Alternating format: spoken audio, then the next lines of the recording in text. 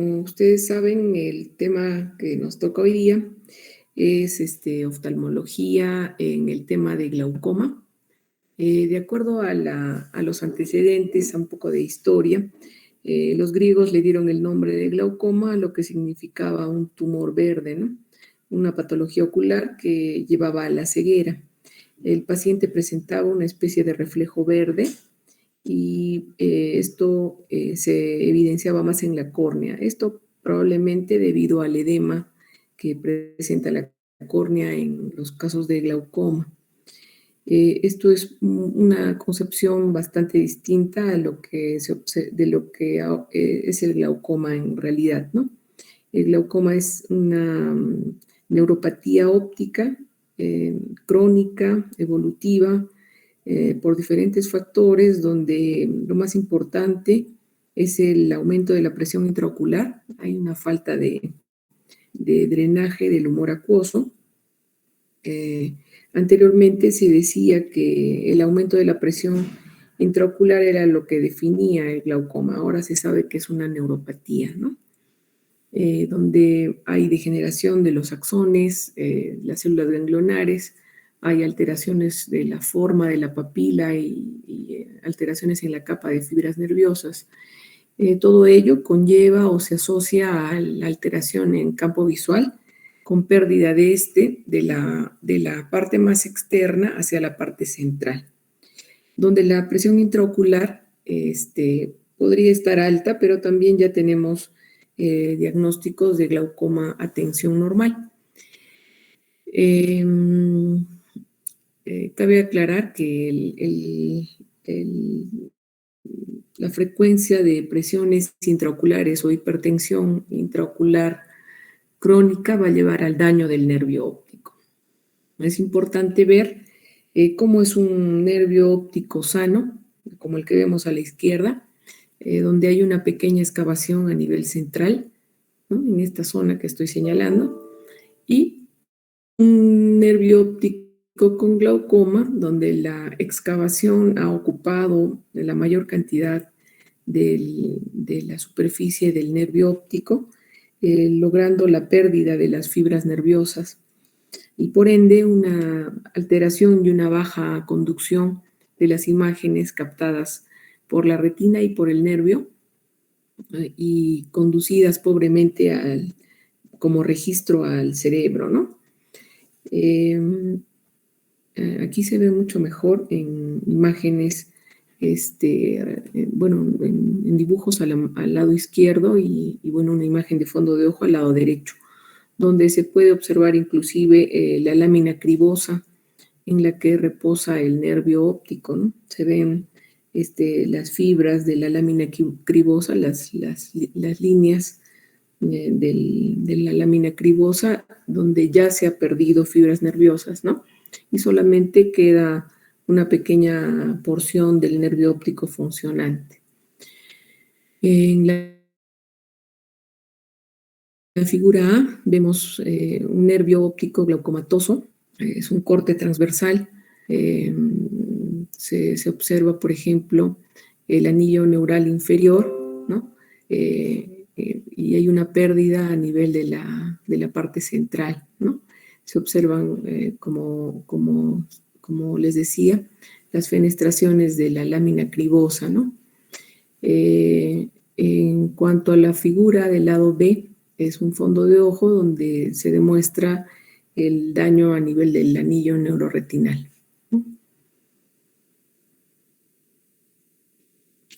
Bien,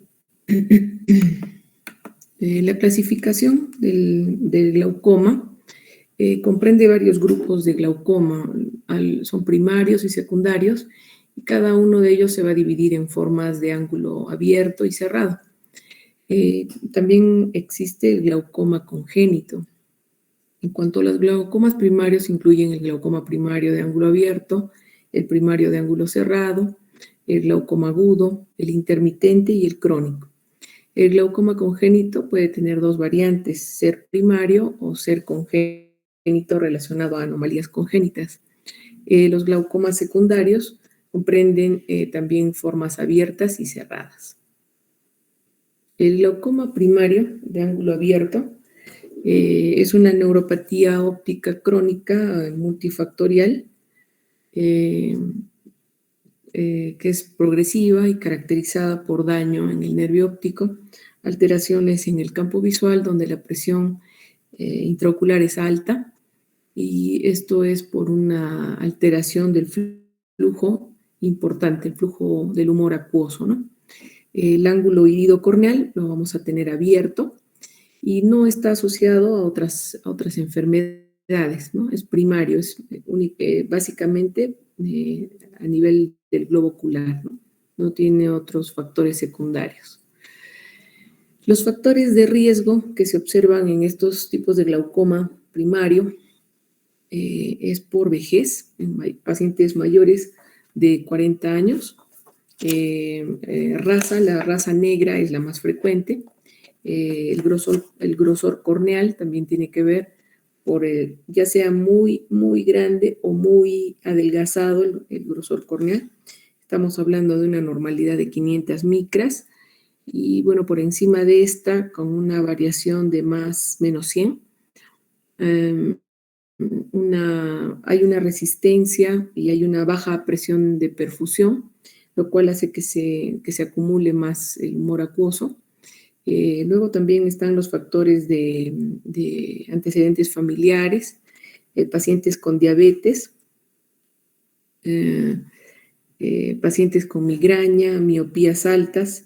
Las miopías altas en el sentido en el que hay un tamaño de cámara anterior bastante grande, entonces eso conlleva a la existencia de una cámara anterior amplia, por lo cual el ángulo camerular también está alterado, ¿no? Son pacientes que tienen, digamos, mayor riesgo o mayor tendencia a desarrollar glaucoma, ¿no? La variación, como ya les había dicho, es básicamente por el tema de raza, ¿no? De acuerdo a la edad. Un 2 a 3% de la población en general sufre esta enfermedad. Esto es más frecuente cuando se trata de pacientes mayores de 40 años y, bueno, es más frecuente luego de los 70 años también. El tipo de glaucoma más frecuente es el glaucoma primario de ángulo abierto, que también es llamado glaucoma crónico simple. Luego, en prevalencia, le sigue el glaucoma de ángulo estrecho, ¿no? Ángulo cerrado. Este tipo de glaucoma de ángulo cerrado es más frecuente en los asiáticos y el tipo de glaucoma de ángulo cerrado es también debido a alteraciones a nivel del flujo del humor acuoso, ¿no? Hay que tener en cuenta que el glaucoma es la segunda causa de ceguera irreversible y un dato importante, último, es que el 50% de las personas que lo padecen no saben que tienen la enfermedad, ¿no? No es una enfermedad que dé síntomas, sino ya cuando el cuadro ha avanzado bastante. En cuanto a la fisiopatología, bueno, como les había dicho, el más frecuente es el glaucoma primario de ángulo abierto. Un factor importante es la presión intraocular, el incremento de la presión intraocular, ¿no? Debemos tener en cuenta que la córnea y el cristalino son estructuras que no tienen vasos sanguíneos, ¿no? Entonces, el líquido que cumple la función de nutrir estos dos órganos es el humor acuoso, que va bañando esas estructuras y además debe cumplir la función óptica, es decir, de dar una función transparente, ¿no? El humor acuoso tiene una presión mucho mayor que los líquidos intersticiales. Por ejemplo, el líquido intersticial del organismo, por ejemplo, el líquido cefalorraquídeo, tiene una presión entre 1 y 2 milímetros de mercurio, y el humor acuoso tiene una presión de 15 milímetros de mercurio, ¿no? Sus funciones fundamentalmente es dar una forma y una tensión al globo ocular, que son importantes para sus dimensiones y sus constantes. El humor acuoso, además, debe intervenir en la nutrición de las estructuras avasculares, como son la córnea, el cristalino, el tejido trabecular, ¿no? La malla trabecular.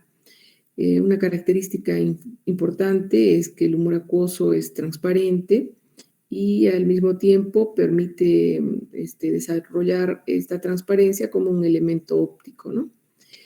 El humor acuoso no llega a tener en ningún momento coagulación, no porque no estuviera en movimiento, sino porque no tiene ninguna sustancia que intervenga como un factor de coagulación, ¿no? La presión intraocular normal en un adulto varía entre 10 milímetros y 20 milímetros de mercurio. La media es 15 milímetros de mercurio, esta es la medida ideal. Estos valores son menores en los niños. Un niño, por ejemplo, menor de 10 años, la presión intraocular es de 10 milímetros de mercurio. Esto desde el nacimiento hasta los 10 años, ¿no? Y tiende a elevarse conforme va aumentando la edad. La presión intraocular no es siempre la misma. Tiene una variación de 1 milímetro de mercurio por cada 10 años a partir de los 40 años. Y también hay una variación anual, es más baja, por ejemplo, en el verano y más alta en el invierno, ¿no? La importancia de su variación y la frecuencia son las que ocurren a lo largo del día. Por lo general es más alta al amanecer y más baja al atardecer. Este es un ritmo circadiano, ¿no? Las pequeñas fluctuaciones que presentan diariamente la presión intraocular son normales. Es por eso que cuando, por ejemplo, tenemos un paciente en el cual estamos sospechando glaucoma, debemos realizar evaluaciones de presión intraocular a una misma hora, ¿no? Una sola medida de presión intraocular no hace el diagnóstico de glaucoma. Debemos tener la sumatoria de ver también el campo visual, la paquimetría. Actualmente se realiza el OCT o la tomografía del nervio óptico, lo cual permite hacer una evaluación pormenorizada del tamaño del nervio óptico, ¿no? Como ustedes saben, por la parte anatómica hay también 4 mecanismos por los cuales se forma el humor acuoso. Por ejemplo, es por la secreción activa, que es producida por el epitelio no pigmentario del cuerpo ciliar, a través de una bomba de sodio que va a atraer el agua, ¿no? El tejido trabecular es una malla de cordones de tejido conectivo que están rodeados por células endoteliales. Estas tienen 3 partes, ¿no? Es un trabeculado uveal, un trabeculado córneo-escleral y un trabeculado yuxtacanalicular, ¿no? El tamaño de estas aperturas de las mallas trabeculares es más pequeño a nivel del trabeculado córneo-escleral. Esto ocasiona que haya una mayor resistencia al pasaje, ¿no? El humor acuoso se va a acumular en las vesículas del tejido yuxtacanalicular y luego van a ser vertidas pasando por el endotelio al interior del canal de Slem y a través de hacia las venas epiesclerales, ¿no? Y de esta manera se logra el drenaje del humor acuoso. El canal de Slem es un canal circular que está en 360 grados alrededor de la córnea. Está tapizado por un endotelio y bueno, a través de la conexión que hay con las venas en la conjuntiva, estas van a ayudar al drenaje del humor acuoso, ¿no? ¿Cómo podemos evaluar, por ejemplo, si es que se ha producido el daño en el glaucoma, ¿no? Básicamente se va a alterar la presión de perfusión a nivel de la cabeza del nervio óptico. La presión de la perfusión va a estar dada por la relación entre la presión arterial y la presión de líquido extracelular, ¿no? Aquí tengo un video de cómo funciona o cómo se produce el glaucoma primario de ángulo abierto. Un ratito, a ver, vamos a ver cómo. Puedo pasar.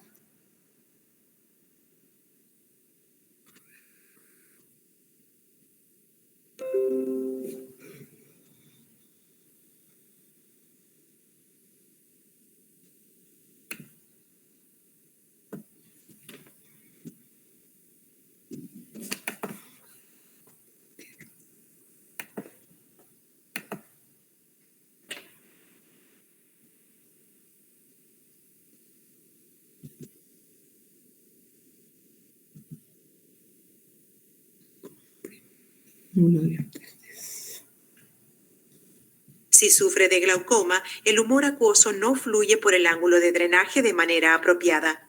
Doctorita, dejo de No está compartir su pantalla. transmitiendo el video. Sí, un momentito, estaba tratando de subirlo. Un segundito. Ya, ahora sí. Este es el video. Ya. ¿Se visualiza?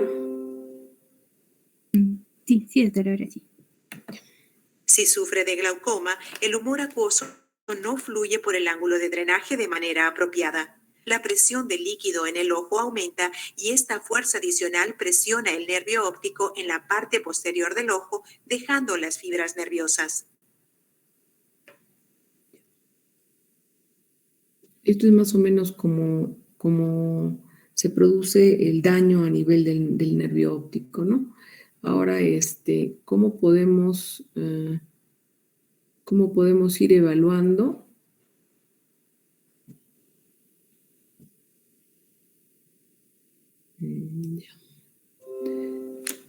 ¿Cómo podemos ir evaluando, por ejemplo, a través de la tonometría? Bueno, hay diferentes tipos de glaucoma, ¿no? Y bueno, se han vinculado estos con, con la genética, ¿no? Algunos genes que están vinculados con la presencia del glaucoma. ¿Cómo es que evaluamos, por ejemplo, en el fondo de ojo al nervio óptico, ¿no?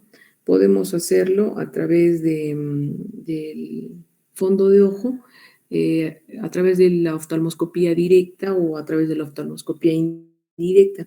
¿Qué es lo que evaluamos?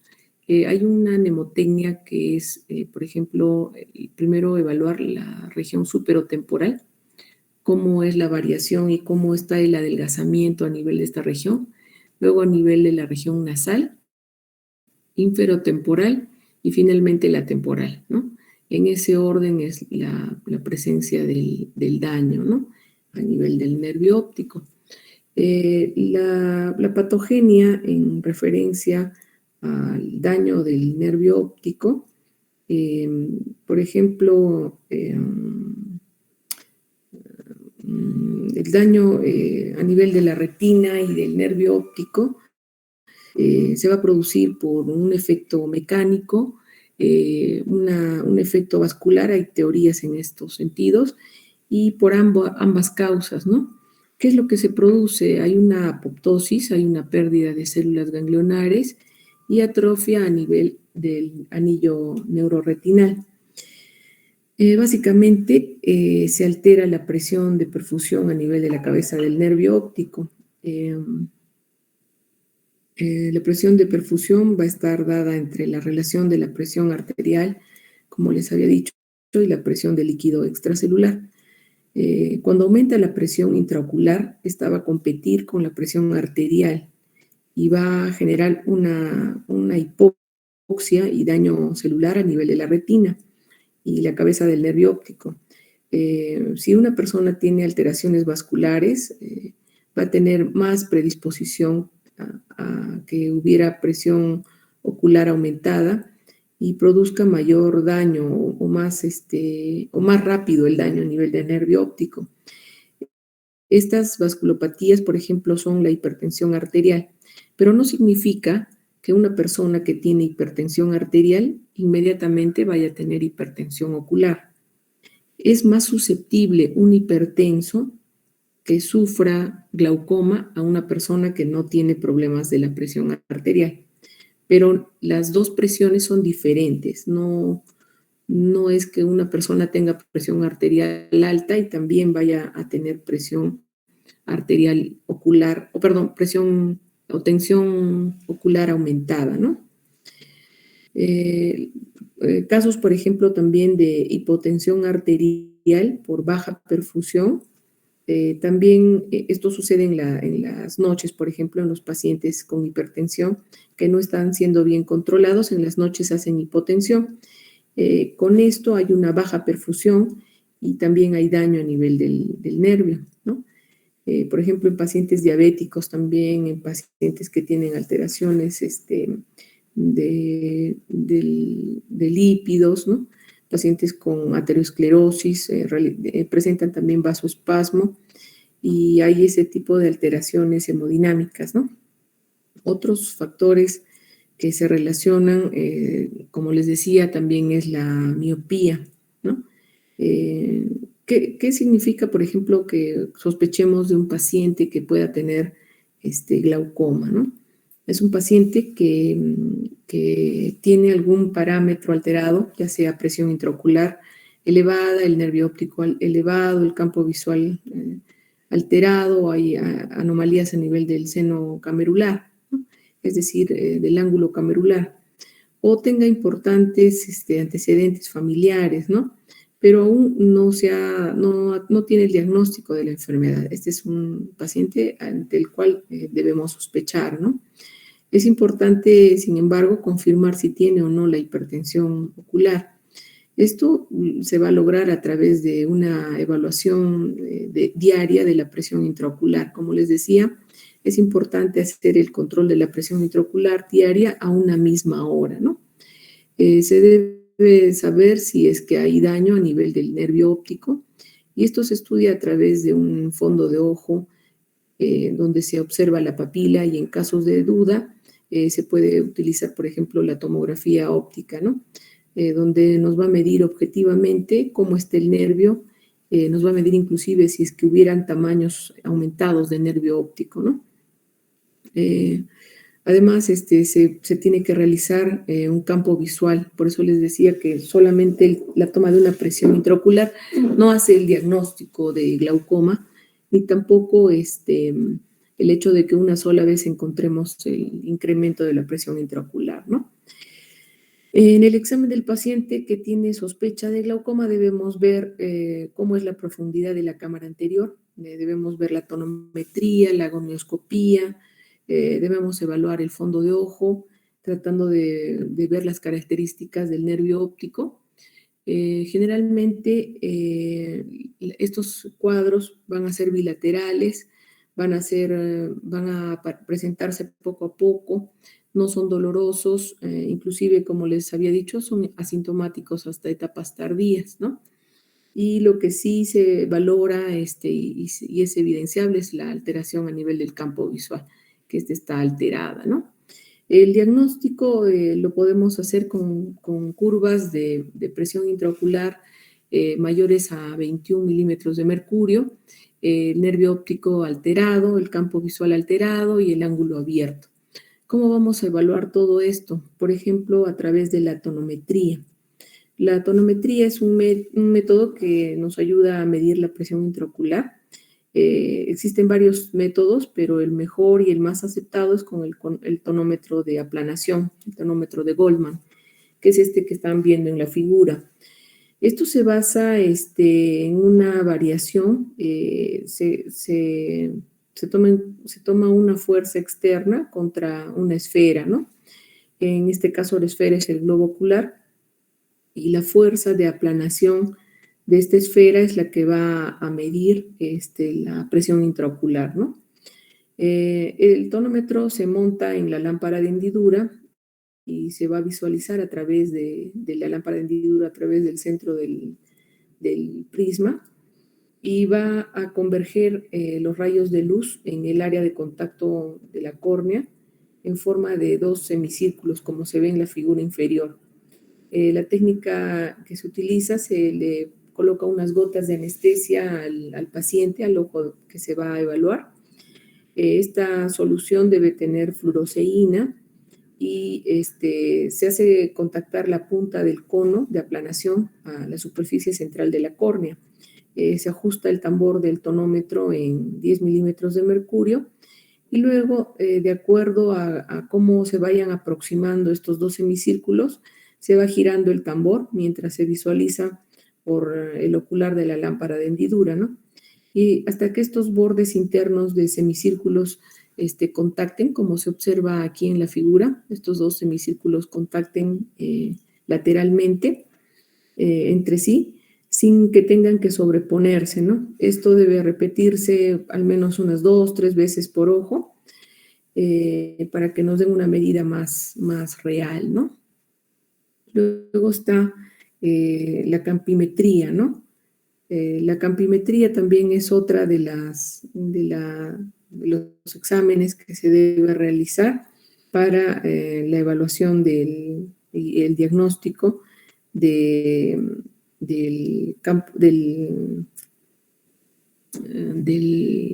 glaucoma, ¿no? Se realiza a través de campanas, que son campímetros. Se disparan unas imágenes en forma de luces, de estímulos luminosos, y el paciente va siendo evaluado, primero el ojo derecho y luego el ojo izquierdo. El paciente va mostrando los estímulos visuales que va viendo dentro de la campana. Como les decía, lo hacen ojo por ojo, ¿no? Esta imagen que vemos en la diapositiva es para tener en cuenta más o menos cómo es el campo visual de cada ojo cuando el campo visual está sano y no hay alteración, ¿no? Otra de los exámenes que realizamos para determinar el glaucoma es la paquimetría. Este método mide el espesor corneal, ¿no? Mide la medida que puede ser hecha con instrumentos ópticos, pero están más difundidos los paquímetros ultrasónicos. Un momentito, voy a registrar el ingreso. Un segundito.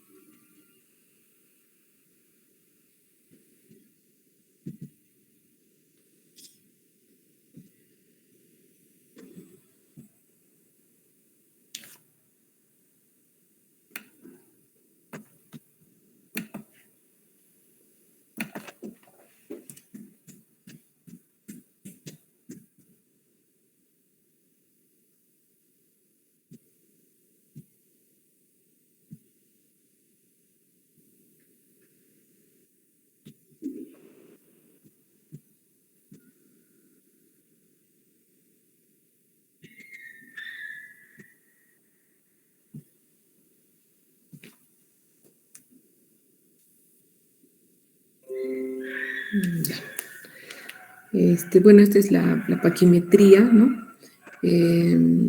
Esta paquimetría, como les había dicho, mide el espesor de la córnea. Esta medida no es constante entre las personas, ¿no?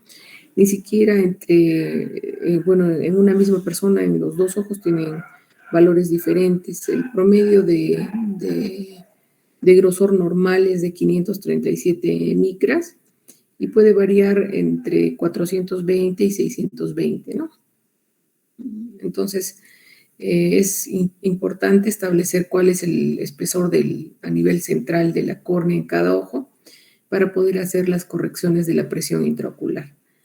No hay un consenso acerca de cuánto hay que corregir la presión, en más o menos, es un aproximado, ¿no? Más o menos. Si, digamos, tiene un espesor corneal mayor de 600, se debe corregir menos 4 milímetros de mercurio. Si, digamos, tuviera 600, se corrige menos 3, perdón. Y si hubiera, por ejemplo, menos 620 micras, se debe corregir hasta menos 4 de la medida que se toma, ¿no? Luego, otra evaluación que es importante y también nos ayuda a determinar el grado y el tipo de glaucoma es la gonioscopía, ¿no? La gonioscopía es un método para diagnosticar y de esta manera, haciendo uso del gonioscopio, lente de Goldman, que es que vemos en la parte inferior izquierda, podemos determinar a través de sus lupas cómo es el ángulo de la cámara anterior, ¿no? Por medio de la gonioscopía podemos diferenciar los glaucomas, si es de ángulo abierto o ángulo cerrado, ¿no? A través del gonioscopio nos ayuda a clasificarlos, nos establece si el ángulo es abierto, estrecho o es cerrado, nos ayuda a encontrar defectos congénitos, por ejemplo, alteraciones a nivel del nacimiento del espolón, al nacimiento del iris, ¿no? Nos establece, por ejemplo, si es que el origen del glaucoma es primario o es secundario.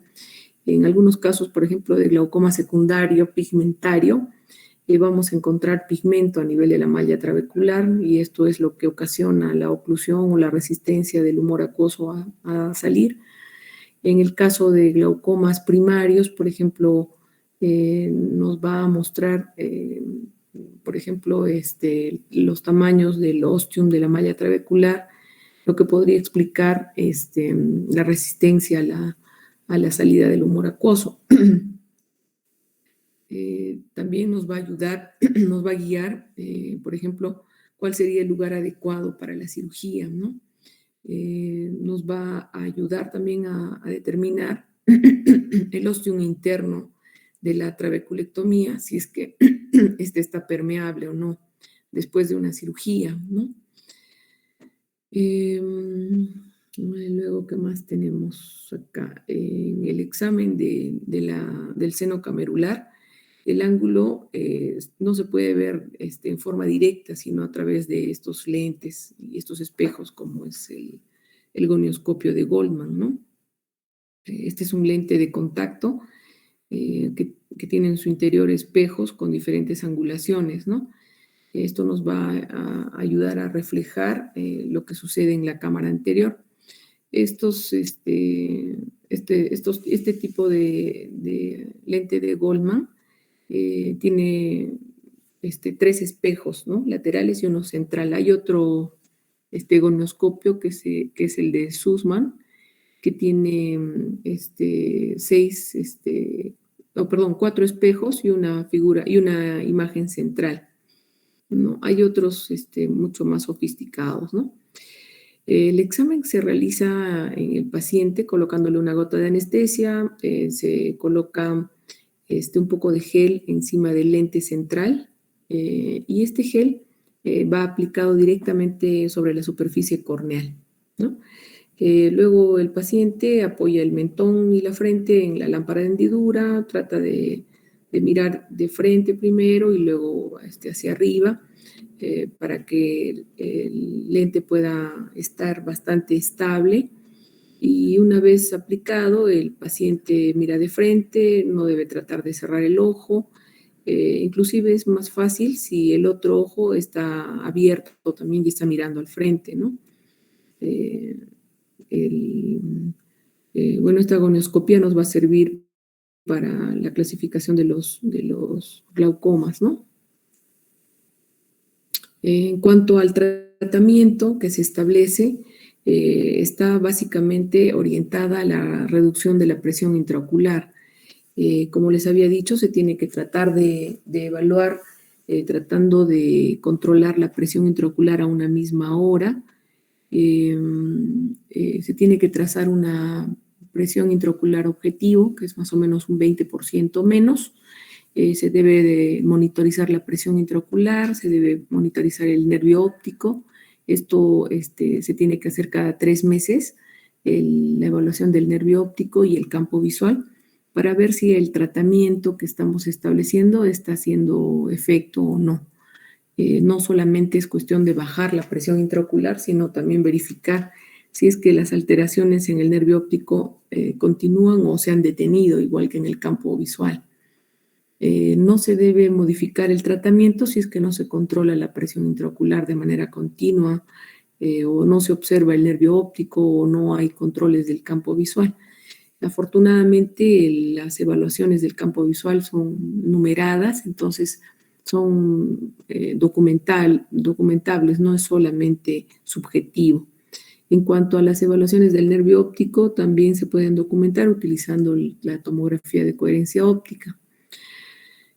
También realizando el fondo de ojo, pero esto es mucho más susceptible a variaciones por cada evaluador, ¿no? La presión intraocular, como les decía, es bajar la presión del ojo en un 20%. Cuando se tiene glaucoma primario de ángulo abierto de leve a moderado, debemos tener una presión objetivo o una PIO objetivo menor de 30%. Si es que estamos encontrándonos con un glaucoma primario de ángulo abierto avanzado, es decir, con daño del nervio óptico, alteraciones en el campo visual, nuestro objetivo debe ser bajar la presión a un 40 o un 50%. Y si tenemos glaucomas a tensión normal, el objetivo es también disminuir la tensión en un 30% más o menos. El tratamiento médico va orientado a disminuir la producción del humor acuoso. Utilizamos para esto beta bloqueadores como el timolol, alfa agonistas como la brimonidina, inhibidores de anhidrasa carbónica como la dorzolamida en gotas, acetazolamida vía oral en tabletas de 250 miligramos. También lo que se estima en el tratamiento es estimular la salida del humor acuoso vía malla trabecular. Esto es posible utilizando, por ejemplo, la pilocarpina, ¿no? Que va a extender y va a producir miosis, y de esta manera facilita la apertura de la malla trabecular y el pasaje hacia el canal de Schlemm. De esta manera se estimula la salida del humor acuoso. Otra forma de estimular es la vía uveoescleral, utilizando prostaglandinas de tipo latanoprost, travoprost, bimatoprost, generando en la región vascular uveoescleral una dilatación, ¿no? El efecto secundario de este tratamiento con prostaglandinas es el ojo rojo en el paciente. Entonces, a veces el paciente está un poco incómodo con el uso de este tipo de medicamentos, ¿no? Pero ahora se ha establecido como inicio de tratamiento en los pacientes diagnosticados de glaucoma, el medicamento de elección es este tipo de prostaglandinas, ¿no? También se estima el tratamiento mixto, perdón, el tratamiento mixto, ¿no? Puede utilizarse, por ejemplo, un bloqueador, beta bloqueador como el timolol, y se puede utilizar también el latanoprost. Si con estos, utilizando un espacio de 20 días, se logra la disminución de la presión intraocular, entonces se puede continuar con este tratamiento y luego se hacen controles de campo visual y de nervio óptico para ver si es que el tratamiento es efectivo. Lo malo de estos tratamientos es que llegan a tener taquifilaxia. Esto significa que es como una especie de costumbre del globo ocular al medicamento, y llega un momento en que se acostumbra y ya no baja la presión intraocular. Entonces, nuevamente empiezan las alteraciones a nivel del nervio óptico, que podemos verlas con la tomografía o con el campo visual. Y bueno, hay que modificar y hay que rotar medicamentos, ¿no? Esto hay que hacer, por ello, los controles trimestralmente, ¿no? De campo visual y de fondo de ojo, ¿no? En cuanto a alternativas de tratamiento, está la trabeculoplastía, que por ejemplo con láser se trata de abrir la malla trabecular o limpiar la malla trabecular con láser. Hay diferentes tipos de láser ahora para estos inicios de tratamiento. Inclusive se ha establecido, hay un láser que se llama SLT. Es una especie de vibración que produce un limpiamiento a nivel de la malla trabecular. Por ejemplo, en los casos de glaucoma pigmentario o glaucoma por material exfoliativo, el material exfoliativo se deposita encima de la malla trabecular, y el láser SLT puede lograr limpiar estas zonas obstruidas de la malla trabecular y facilitan el drenaje del humor acuoso. El problema es que este tipo de tratamiento también es solamente periódico, ¿no? Luego de un tiempo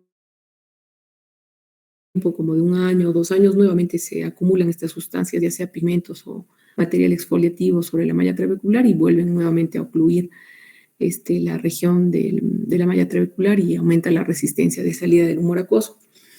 Otra forma de tratamiento es la trabeculectomía, utilizando un antimetabolito como fuente, digamos, para evitar una vascularidad de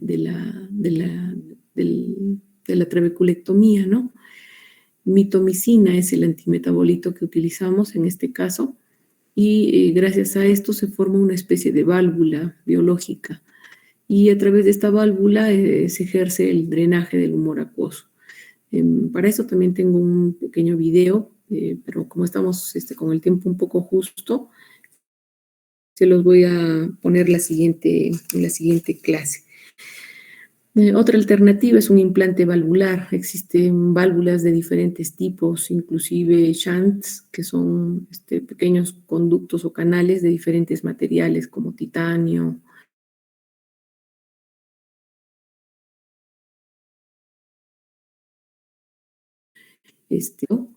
son pequeñas valvulitas o canales que ayudan al drenaje y sirven de, digamos, de desagüe del humor acuoso, ¿no? Para ayudar y facilitar el drenaje normal.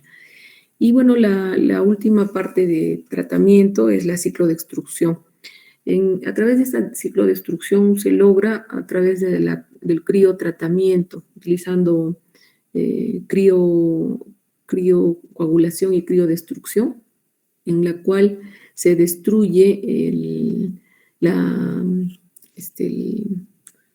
el cuerpo ciliar, ¿no? A través de tratamiento transescleral. Se aplica frío, ¿no? Por el tema de criotratamiento. Y este tratamiento de criodestrucción altera y destruye parte del cuerpo ciliar. Entonces, de esta manera ya no hay la producción del humor acuoso, ¿no? Estas formas de tratamiento tienen un riesgo de llevar a la tisis del globo ocular por destrucción del cuerpo ciliar, ¿no? Por ello es que esto debe realizarse ya en último caso, ¿no? Cuando ya los medicamentos no están funcionando, se ha colocado válvulas y bueno, se han obstruido, han dejado de funcionar, o se han hecho tratamientos de trabeculectomía y también han dejado de funcionar, ¿no? Entonces ahí se acude al criotratamiento. Otro tipo de glaucoma, aparte del glaucoma primario de ángulo abierto, es el glaucoma a tensión normal. Es una persona que tiene la presión intraocular normal. Es una variedad de glaucoma primario de ángulo abierto, pero la presión intraocular en el paciente es normal. Y al tener esta presión normal, se hacen controles de campo visual, controles de fondo de ojo y se ven alteraciones a nivel del nervio óptico. Entonces, hay que disminuir la presión intraocular de todas maneras, a pesar de que estuviera la presión, digamos, en 15 milímetros de mercurio, pero estos 15 milímetros de mercurio están dañando el nervio óptico, ¿no? De igual forma, hay teorías vasculares como pacientes con migraña, pacientes que tienen fenómeno de Raynaud, y la teoría mecánica, que son alteraciones a nivel de la lámina cribosa del nervio óptico, ¿no? Esto es por alteraciones a nivel de su nutrición vascular, alteraciones, por ejemplo, en pacientes hipertensos o que presentan, por ejemplo, hipotensiones en las noches y puede haber daño a nivel del nervio óptico, ¿no? Hay un porcentaje importante, que es un 16,7% de familias que tienen glaucoma primario de ángulo abierto y están con glaucomas a tensión normal. Se sospecha que hay un gen responsable de mantener la presión intraocular en estos niveles normales, pero que están generando daño en el nervio óptico. Viene en la etiopatogenia, o en la epidemiología, perdón, se considera que están entre el 15 y 25% de pacientes con glaucoma primario de ángulo abierto son los que tienen glaucoma a tensión normal. En Japón, el 50-60% de pacientes con glaucoma primario de ángulo abierto son los que tienen glaucoma a tensión normal. Es más frecuente en mujeres, 2-1, y se ha visto que son pacientes más jóvenes que en casos de los pacientes de glaucoma primario de ángulo abierto, que son pacientes mayores de 40 y en muchos casos mayores de 70 años. El cuadro clínico, el paciente, igual que en el cuadro anterior, que en la patología anterior, son pacientes asintomáticos hasta etapas tardías. En la observación del fondo de ojo se observan hemorragias en astilla a nivel del nervio óptico. Esto es bastante recurrente, como se observa en la figura, ¿no? Y normalmente en los pacientes se observa esto hasta un 40%, ¿no? En glaucomas de atención normal. Y bueno, el diagnóstico, se toma la presión intraocular, el paciente está normal, pero el nervio óptico está alterado, el campo visual está alterado y el ángulo a la gonoscopía también está abierto, ¿no? El tratamiento es tratar de bajar la presión intraocular hasta un 30% de la presión intraocular basal, y los criterios son semejantes al cuadro anterior que describimos de glaucoma primario de ángulo abierto. El tratamiento es con bloqueadores de canales de calcio, como el betaxolol, inhibidores de anhidrasa carbónica, como la dorzolamida, la brimonidina. Luego también se puede utilizar prostaglandinas, pero los primeros, los que se debe proteger el nervio óptico, están estos medicamentos, ¿no? Los bloqueadores de canales de calcio y los inhibidores de la anhidrasa carbónica. Y bueno, eso era todo para hoy. No sé si ustedes tienen preguntas.